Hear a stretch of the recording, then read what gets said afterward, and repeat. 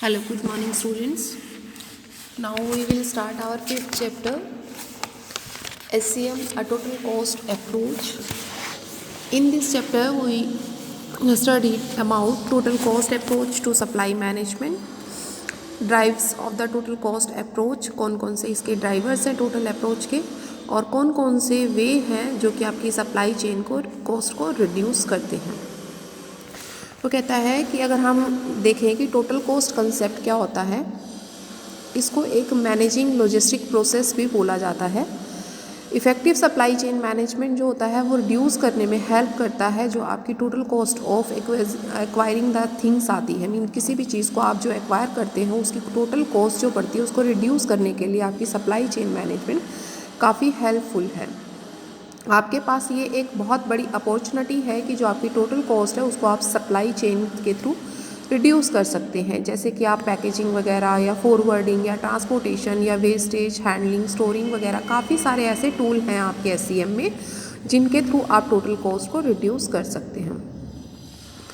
और सबसे बड़ा जो मेन ऑब्जेक्टिव है ऑर्गेनाइजेशन का वो रिड्यूस करने का टोटल कॉस्ट को, सबसे बड़ी चीज़ ये है कि इसके अंदर आप अपनी कॉस्ट को, जो आपकी विजिबल या इनविजिबल कॉस्ट है, दोनों तरह की कॉस्ट को आप रिड्यूस कर सकते हैं।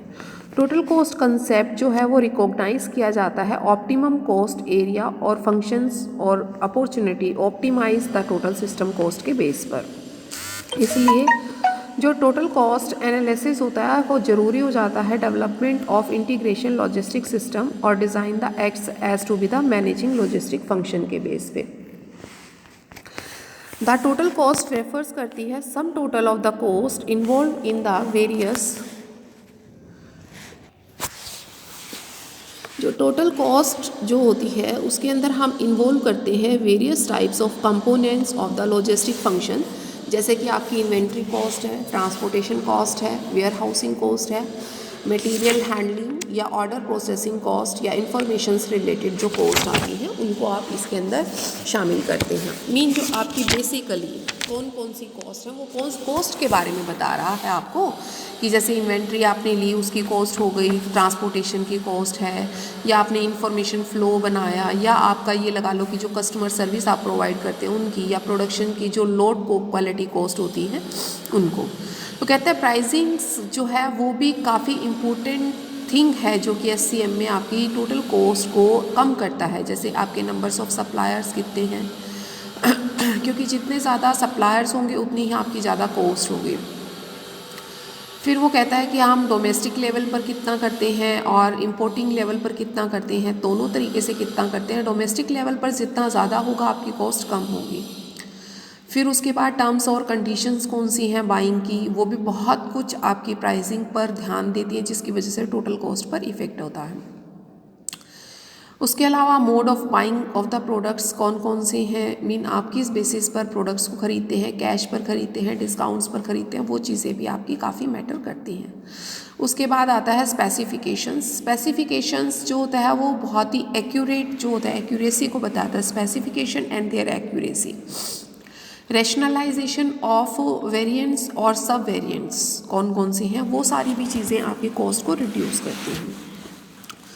लॉजिस्टिक्स में आ जाता है जैसे कि आपकी ट्रांसपोर्टेशन सिस्टम है, या आपकी कैरिंग कॉस्ट है गोडाउंस में रखने की, या आप इन्वेंट्री को कैसे मैनेज करते हैं, या आपकी वेयर हाउस की कॉस्ट क्या है, या आप ये लगा सकते हैं जो रिसीविंग गुड्स वगैरह हैं उसमें आप कोई इंस्पेक्टर लगाते हैं और उसकी इंस्पेक्शंस के ड्यूरेशन में उसको आप सैलरीज वगैरह देते हैं तो उनकी कॉस्ट क्या रहती है। यूजेस में भी आपकी SCM की कॉस्ट पर फ़र्क पड़ता है कि हम अपने प्रोडक्ट्स को कैसे यूज़ करते हैं, कैसे स्टैंडर्डाइज करते हैं और कैसे मैनेज करते हैं waste of recycling of the products को।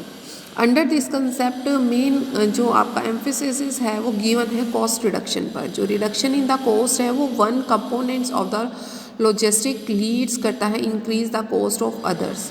वो कहता है सपोज करो कि एक कंपनी है वो अवेल करती है heavy discounts of the bulk purchase, but other hand अगर वो बल्क क्वांटिटी ऑफ परचेज करती है तो उससे उसको स्टोरेज की कॉस्ट भी बढ़ जाती है, जिसकी वजह से आपकी वेयर हाउसिंग कॉस्ट बढ़ेगी। तो ऑटोमेटिकली जहां आप बेनिफिट ले रहे हैं वहां आपको नुकसान भी हो रहा है। तो कहता है एक इफ़ेक्टिव मैनेजमेंट और कॉस्ट सेविंग के लिए पॉसिबल बनाना पड़ेगा हमें एक ऐसा सिस्टम जो overall efficiency of the logistic system को इम्प्रूव करके हमारी कॉस्ट को रिड्यूस करे। हमें यहाँ पर एक सेपरेट कॉस्ट को डील नहीं करना, बल्कि हमें यहाँ पर टोटल कॉस्ट को डील करना है कि जो टोटल कॉस्ट है वो रिड्यूस होनी चाहिए। वो कहता है how to reduce the supply chain logistic cost, हम कैसे रिड्यूस कर सकते हैं। देयर आर 8 टाइप्स जिसके थ्रू हम अपनी कॉस्ट को रिड्यूस कर सकते हैं। Use of alternates and different modes of transportation, हम डिफरेंट मोड्स ऑफ ट्रांसपोर्टेशन जैसे कि इंटरमॉडल ट्रांसपोर्टेशन को है उसके थ्रू हम अपनी कॉस्ट को, वेरियस ट्रांसपोर्टेशन सिस्टम के थ्रू हम अपनी कॉस्ट को मिनिमाइज़ कर सकते हैं, जिससे कि हमारा बेस्ट वे ऑफ बजट्स रह जाता है और टाइमली हमारी डील भी हो जाती है। Explore opportunities to the consolidate shipments, वो कहता है जो आपकी स्मॉलर क्वांटिटीज़ और जो weight of less truck loads वगैरह हैं, वो शिपमेंट्स वगैरह है, वो बेस्ट ऑप्शन होता है।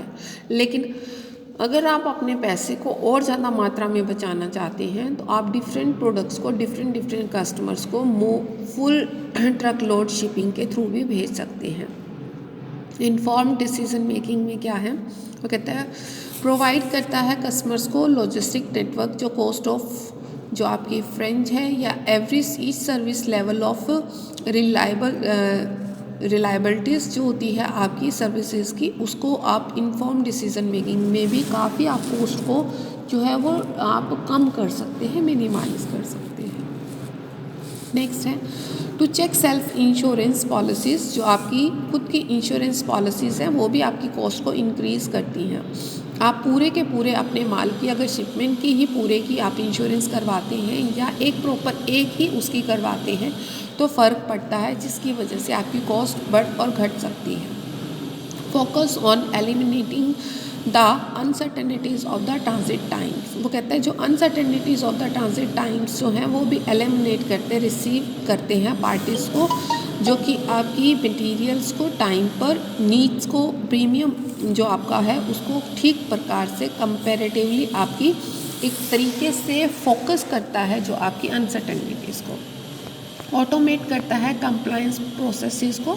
To speed up the associated companies can implement the software solutions to automate the trade compliance such as the documents preparations, वो कहता है इससे भी आप अपनी कॉस्ट को कम कर सकते हैं, जैसे कि एडुकेट इन्वेंट्री लेवल है, ठीक है, resultings in the on time delivery है, या आप ये लगा लीजिए कि जो आपकी इम्प्रूव कस्टमर सेटिस्फेक्शंस वगैरह हैं इनके थ्रू भी आप काफ़ी अपनी कॉस्ट को रिड्यूस कर सकते हैं। Minimising use of the more expensive shipping options, वो कहता है अगर आप कंपनीज जो है वो just to bit of the calculating, वो डिटरमाइन करता है amounts of goods that are needed immediately and have then send using express services mode of balance of shipping जो है वो उनको सभी को यूज़ किया जाता है। उसके बाद है consider the warehousing services, वो कहता है एक लॉट ऑफ शिपिंग जो है वो दो पॉइंट से बहुत ही इम्पोर्टेंट होती है, एक आपका वेयर हाउसिंग गुड्स के पॉइंट ऑफ व्यू से और दूसरा आपके कस्टमर्स की जो आपकी रिड्यूस करती है जो आपकी transportation cost point of view से। कहते हैं अगर हम इन्हीं सभी मेजर्स को ध्यान रखते हैं तो आप इन सब को ध्यान रखते हुए एक फर्म में टोटल कॉस्ट को काफ़ी मात्रा तक कम कर सकते हैं। वो कहता है इन सभी टैक्स को रिड्यूस करना कॉस्ट को इम्प्रूव परफॉर्मेंस मानी जाती है। तो बेटा इस वे से आपका ये चैप्टर हो जाता है। इसके बाद आपको जो सिलेबस करवाएंगे वो कांता मैम करवाएंगे। मैंने आपको यहीं तक करवाना था। आपके 4 चैप्टर कांता मैम करवाएंगे और बाकी के 5 चैप्टर आपको मंजू मैम करवाएंगे। गुड बाय बेटा।